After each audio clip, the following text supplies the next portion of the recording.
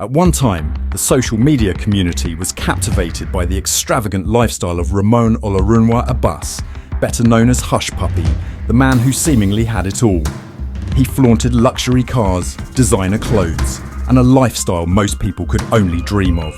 But beneath the veneer of opulence, Hushpuppi was living a double life, one that was built entirely on deception and crime.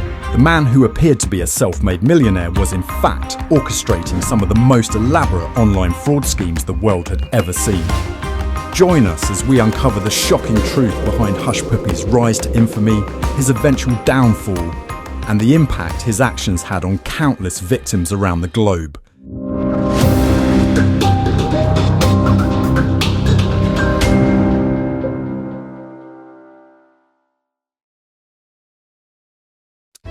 Ramon Abbas was born on October 11, 1982 in Lagos, Nigeria. He came from humble beginnings, growing up in the Oworonshoki neighbourhood, a densely populated and underprivileged area. His early life was far from glamorous, and the young Ramon had to hustle to make ends meet. It was widely reported that he was once a second-hand clothes trader in Nigeria. He himself, in a letter addressed to the sentencing judge in his case, wrote about how he went from selling clothes out of the trunk of his car to owning several boutiques throughout his city in Nigeria. Despite his modest upbringing, he had dreams of wealth and luxury, aspirations that were far beyond the reach of most people from his background. A rough start in life led him down a shady path.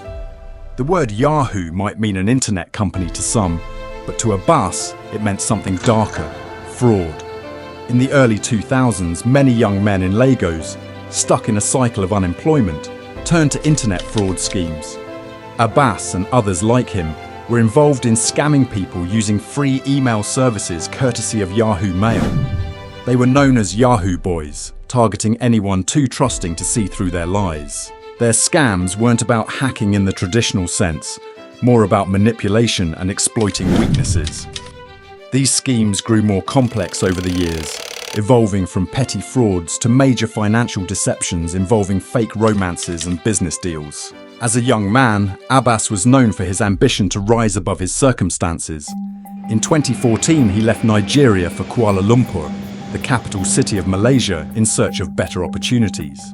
His move came at a time when many Yahoo boys decided to move to Malaysia, and it was there that he began to reinvent himself. On social media, Abbas became Hushpuppi, a persona that exuded wealth and success. He carefully curated an image of luxury, posting photos of himself wearing designer clothes, expensive watches, and driving high-end cars, and often posting inspirational wisdom quotes like, "Everybody is a genius, but if you judge a fish by its ability to climb a tree, it will live its whole life believing that it is stupid." His followers, many of whom were young Nigerians, were intrigued by his lifestyle and saw him as a role model. Hushpuppi struck up a friendship with Momfa, a well-known influencer in Nigeria who lived in Dubai. It was during this time that Hushpuppi began to realize there was a whole other level of luxury he hadn't yet touched. Motivated by this new vision, he left Malaysia for Dubai to truly immerse himself in the world of extreme wealth.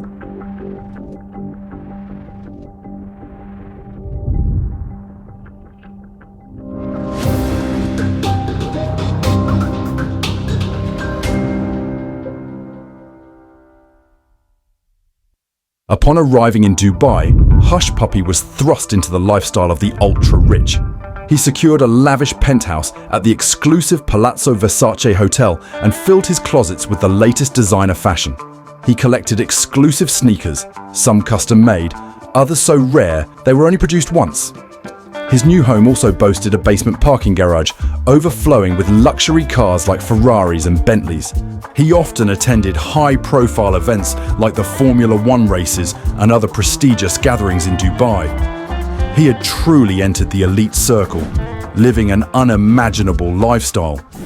However, what his followers didn't know was that Hushpuppi's wealth was not the result of legitimate business ventures, but rather a series of increasingly sophisticated cybercrimes. He had become a key player in a global network of hackers and fraudsters, specializing in business email compromise scams, also known as BEC scams.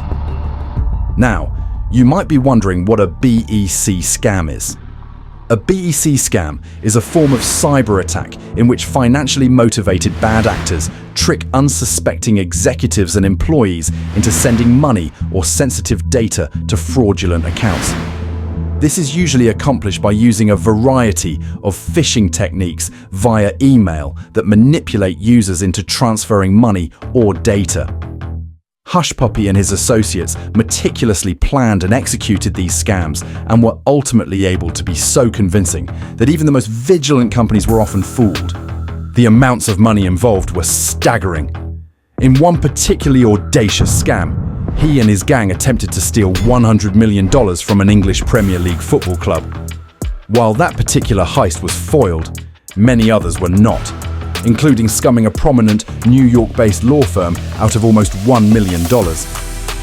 Hushpuppi and a colleague were accused of conspiring to launder funds intended to be stolen through fraudulent wire transfers from a foreign financial institution, in which transfers totaling approximately $14.7 million were sent to bank accounts around the world in February 2019.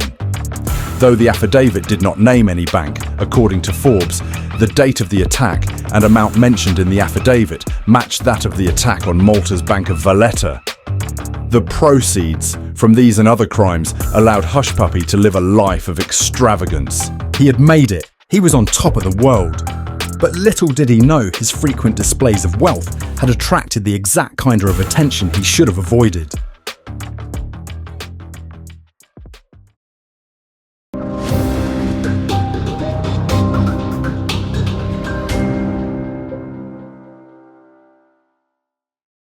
Despite Hushpuppi's efforts to portray himself as a legitimate real estate investor and businessman, the net was slowly closing in on him.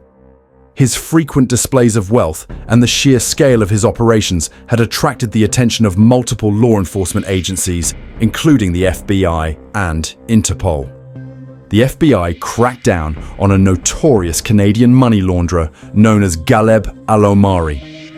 At the time of his arrest, Al-Omari had a phone that linked him directly to Hushpuppi through contacts and message exchanges. He frequently collaborated with Hushpuppi, checking if he had available bank accounts to funnel large sums of money. When a lucrative opportunity arose, Hushpuppi would provide an account capable of receiving millions from compromised companies. Investigators began piecing together the evidence, tracking the money trails left by the scams, and identifying the key players in the operation.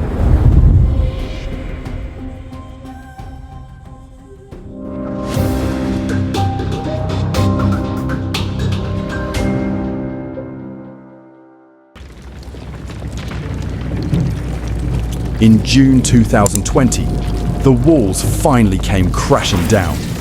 Hushpuppi was arrested in a dramatic raid by Dubai police at his luxury apartment in the Palazzo Versace. The raid, dubbed Fox Hunt 2, was a well-coordinated operation involving the FBI, Interpol, and Dubai's police force.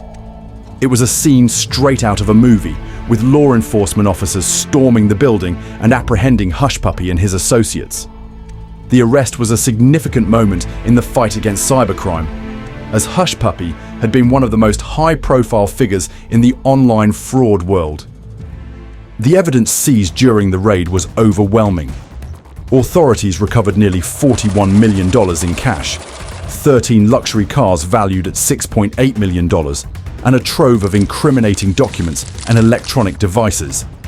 Hushpuppi's days of living large were over, and he was extradited to the United States to face charges.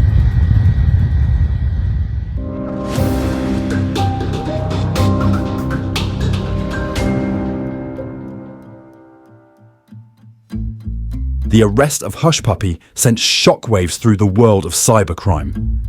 He had been one of the most successful and flamboyant fraudsters, and his downfall was a stark reminder of the risks involved in a life of crime. Once in the United States, Hushpuppi was charged with several counts of conspiracy to commit wire fraud, money laundering, and identity theft. During his trial, more details emerged about the extent of his criminal activities. Prosecutors laid out how Hushpuppi and his network of accomplices had scammed companies and individuals out of hundreds of millions of dollars. They had targeted businesses of all sizes, from small startups to large corporations. He initially denied the charges, maintaining his innocence and claiming that his wealth was legitimate.